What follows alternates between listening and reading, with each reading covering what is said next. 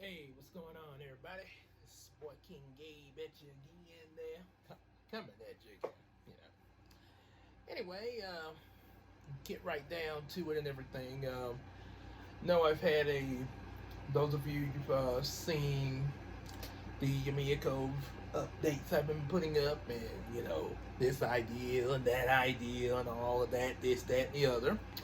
Or maybe you hadn't and wondering what the heck it is, well, about to find out. So, about to find out, and yeah, be sure if you hadn't seen it, make sure you look at the previous videos in the playlist there. Yeah, Yumeko playlist, Yumeko in the channel. So, have all that, some of the ideas that were going to be, a while back, characters and all that. A lot of things have changed over the course of developing the ideals in my head and stuff like that. But one thing's for certain: what goes into actual publication next year will be the official thing. So that's one thing you definitely can know. But coming up with ideas, all kind of things come, just like even in main media movies. So enough rambling there. Anywho, this particular video, last time, the last couple of videos I mentioned about Hiko and his friend Yiro, which was supposed to be like this other side of Hiko, similar to Yugi and other Yugi from Yu-Gi-Oh! And the Japanese series of Yu-Gi-Oh! Also in the English dub, but a little different. Then, of course, there was the whole mentioning of Tikari, as well as also of how that was going to play in a rewrite of issue 1, as well as also Naomi, who is now officially confirmed as Hiko's love interest there. Also, another thing that has been confirmed, that Tim will be a part of the series as well, as you've seen in the Super Sibling videos that I uploaded earlier before this one. Patton, still go check it out. It's in the playlist. So, yep, it's confirmed that Tim is going to be a part of it, Julie's twin brother. Casey, the creator of the characters Julie, Tim, Naomi, and also another one that will be soon to come, Julius, when the series kicks off and everything. Julius, she is coming up with a love interest for Tim. And from looking at the footage in those previous Super Sibling videos, kind of giving me ideals of Tim sort of being similar to Hawkeye, with the whole Archer thing going, like Hawkeye, Green Arrow, stuff like that there. So yeah, might be a pretty good little mix there. So that all said, let's get down to it. So here's the thing I've come up with, in continuation to what I mentioned in the rewriting of issue 1, as well as also what would be of Hiko and Naomi, which is now confirmed. That Hiko would go up to this restaurant. He probably be waiting for a pizza, have a little chat with Naomi, those little blushy quirks and all of that. Hi, kind of thing going. And then all of a sudden, as revealed at the beginning of the issue, we get Tikari pretty much arrives there from being on the run from one of the sort of star members of this nightmare cult, group of these kids, pretty much using their imagination in a dark way. Thus the name Nightmare Cult or Clan, but yeah, pretty much either one. So, and like I said, the basic premise of the series is basically that there are times when a kid's imagination, or anybody in general, but mostly kids, because kids are more prone to really become imaginative more so than anything. It's not saying that adults can't do it, because I mean, look at me. I still use my imagination. I'm 33 years old. I'm a 33-year-old man. I'm still using my imagination. Playing with plush toys. So, but it's more of a common thing with kids, and I guess nowadays it pretty much can go either way, because you got the geek cons and all that, and people in social media pretty much just being big kids. I mean, apparently it's not such a still kind of odd, but not as odd as it was years ago before I say the evolution of the internet. Yeah. Because these people were probably already out there, but we just didn't know a lot about them until now. So yeah, the geek and abnormal done rose. I am not alone, and I am proud of that. Anyway, so with that said, but the whole premise, yeah, that since the story does take place, the series takes place in the 90s, when I was actually a kid myself back then. So, being that it's set there, yeah, it is more of a, more directed that kids' imagination can become so active to the point where it starts to manifest into reality. But wait, how is that possible, you might ask? As a certain reviewer, Linkara, would say, it's magic. It doesn't have to be explained. But it's magic! But yeah, seriously, magic is definitely another element involved in all of this, along with imagination. However, whereas those of us use our imagination and magic for good, there's also those that use it for bad and evil. Evil! Yeah, I probably know where that comes from. Anywho, so with this, that's what kind of creates the beginning plot, and as series goes on, it expands more mythos, yada yada yada, sort of. But yeah, it's a pretty simple start that will increase and develop over time. Pretty much like what we've seen with the new 2017 DuckTales, and Yu-Gi-Oh, of course, as well as other shows, as well as other adventure type shows like Pokemon, Digimon, dare I say even other shows like Naruto and One Piece, or Rurouni Kenshin, all them good stuff. Even DBZ, or Dragon Ball Z, So pretty much like any of your adventure shows, whether it be anime or not. A lot of them usually do be anime, but yeah, you do have. But yeah, like DuckTales, you do have some that are outside of the anime genre. Transformers and Beast Wars, So, with that, what happens when Tikari arrives at the place? I'm trying to think who would. I'm trying to think who would be after. I know it's gonna be one of the lead cult members. But yeah, it'd be some. Again, like I said, I'm still kind of working on that part. But it'll either be this cult member still after her, or they'll be sent some kind of monster. Hiko comes to try to protect Tikari, not knowing her, but seeing that she's in danger. Tries to protect her.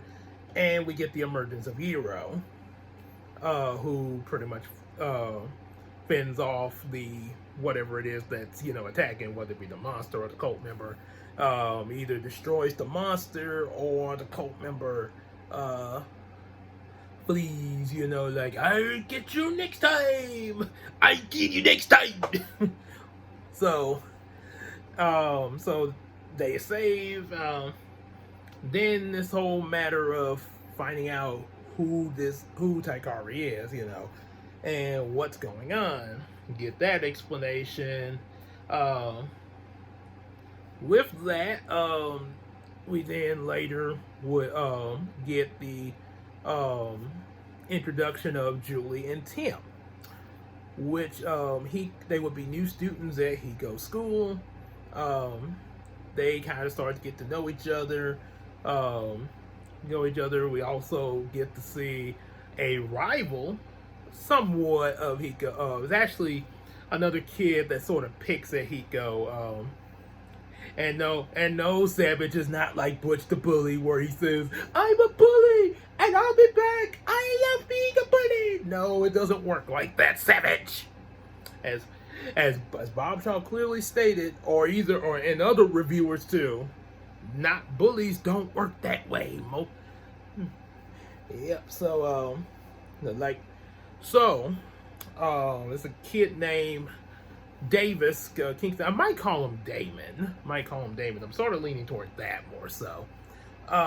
He's actually but he's actually based off of someone I actually was kind of a rival with back in middle school. Whose name was Damien, and a lot of it was kind of my. In reality, a lot of it was kind of my fault, because back then I was really into Digimon and Pokemon so much, I actually believed that it was real. And was like, I have Pikachu with me in class today. And it kind of got on Damien's nerves there, which led to eventually him kind of picking at me and somewhat kind of being a bully. But like I say, a lot of it came from his annoyance of my behavior. So like I said, that's another example of why bullies aren't exactly one note.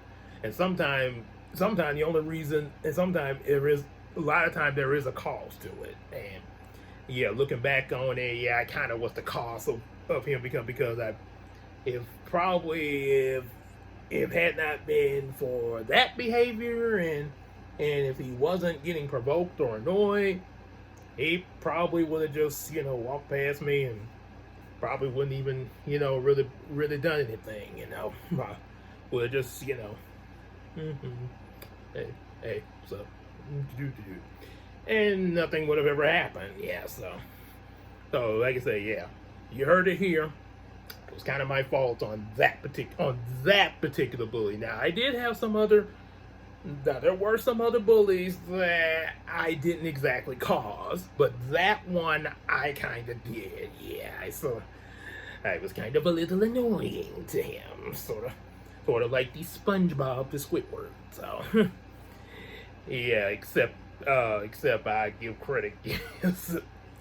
So anyway, and yeah, we actually eventually did, come to terms on that.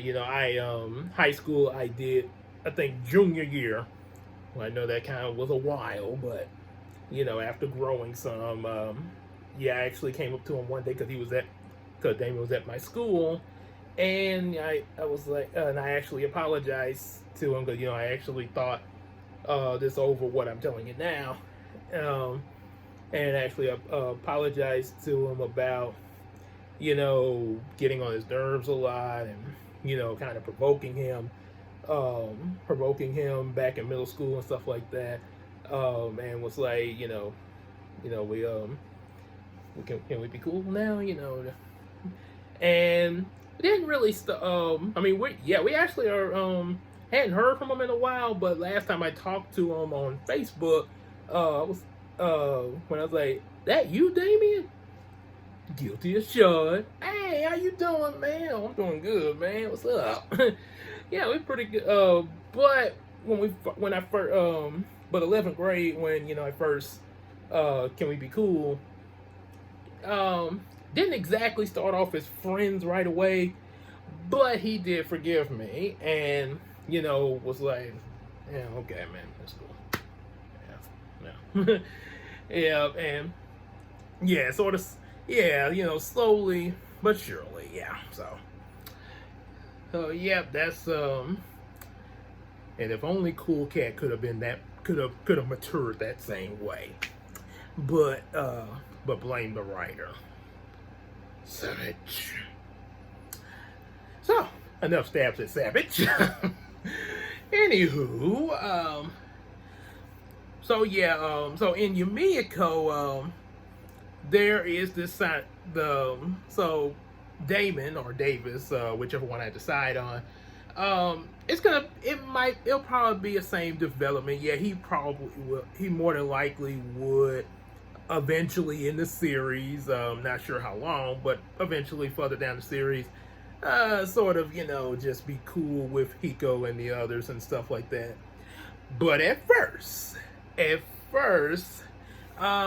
kind of comes off as, him sort of just mildly picking at Hiko, because what happened is that it's revealed, I mentioned before, Hiko is 9 at this point, but when he first started this school a couple of years ago, Hiko,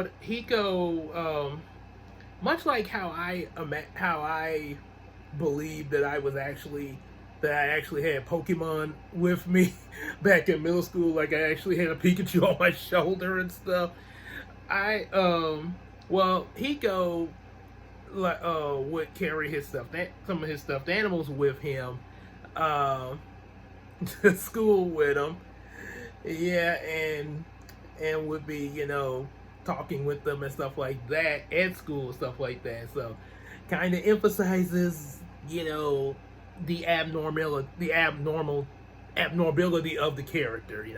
He's abnormal like I am.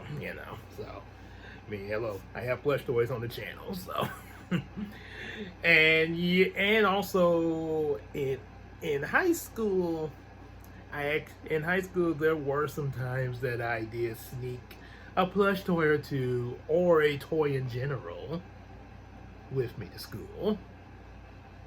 And nothing was actually ever said to me about it, because there were times I actually would be up in the classroom and say, like, Brownie, of course he looked different back then, Brownie or some of my other plush would be right there on my desk with me, right there in class, in view of the teacher, I might add, and nothing, and it was never said, like, Gabe, like it was never taken up from me, or Gabe put them toys away, or anything like that.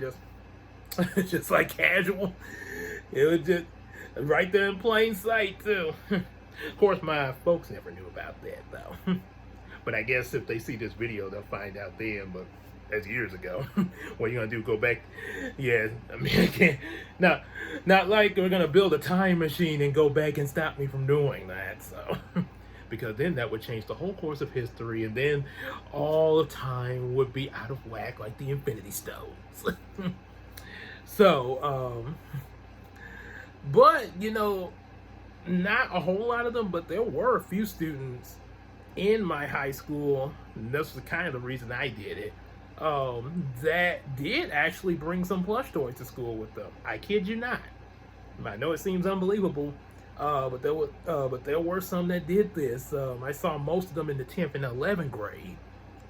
Like, there was this one student when I was in the 11th grade that came in science class, and to look at this guy, you would not think to look at him, you would not think that he'd be one to bring a stuffed animal to school with him. Being a high schooler, you would not think he'd be one to do that. But sure enough, not only did he have a stuffed animal with him, but this was a big Mickey Mouse plush that was, I mean, almost say from my foot probably up to here. Almost, it was even bigger than Brownie.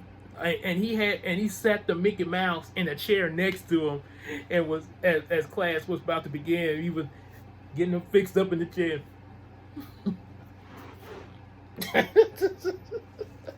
No, there were a few little giggles and stuff like that, but I didn't hear nobody make fun of him or nothing while I was in class.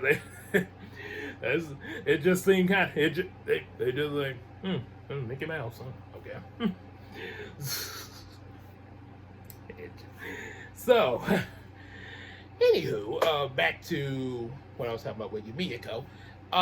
So yeah, Damon, he kind of picks Hiko about, having the plush toys with him previously, and starts trying to flirt with Juli. And one of the things that would start the rivalry between him and Hiko unintentionally is that he thinks something is going on with Hiko and Juli, even though Hiko has more of a thing for Naomi. But see, Naomi's not at the school, at least not yet. Not at the beginning of the series. She might possibly come, but not at the beginning of the series. Right now, the only ones at the school with Hiko are his new friends, Juli and Tim. And so Damon doesn't know about Naomi, and he's like, what's going on with Juli and Hiko? And yeah, and they're kids, so don't worry. He's not gonna come busting into Julie's house like Derek Savage did to April Ann Reese. See, what's going? Oh, why are you here? Oh, no, ain't nothing like that gonna happen. They're kids, so. And really, that shouldn't have even happened, even with Jason. Them that shouldn't have even happened with them. Seriously, it's not like you married to this woman, Savage, for real. So what business is it of yours who she decides to date? Anywho, there's that. Then there's the whole thing with with Tikari explaining about where she's from and all that. She instantly wants to attach herself to Hiko as his little sister, almost like almost similar, not completely, but similar to when Shrek saved Donkey, and all of a sudden Donkey was like, "Hey, can I say something to you? You really been something back there. Hey, I got a great idea. I'll stick with you. You a lean, mean, green fight machine. Together we scare down anybody that crosses us." Yeah, and you had that going, so yeah, there is that, and so with that, with that said,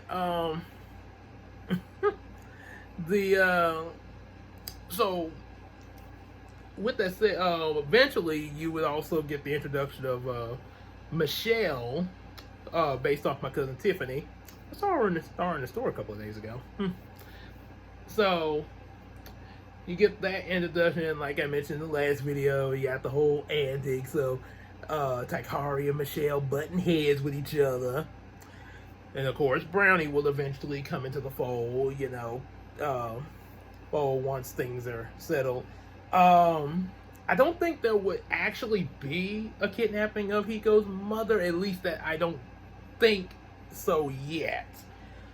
Because, like I say, I'm trying to start it off small and slow and gradually build things up. To, make it even mysterious to the characters, to really, be like, oh, whoa, what's going to happen next?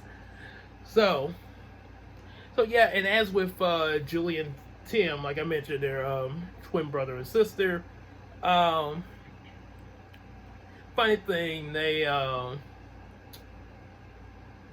but I think what's more. Only other thing I can say on them at this point, which was also in the last video, eventually Hiko and the others would find out about Julie's powers.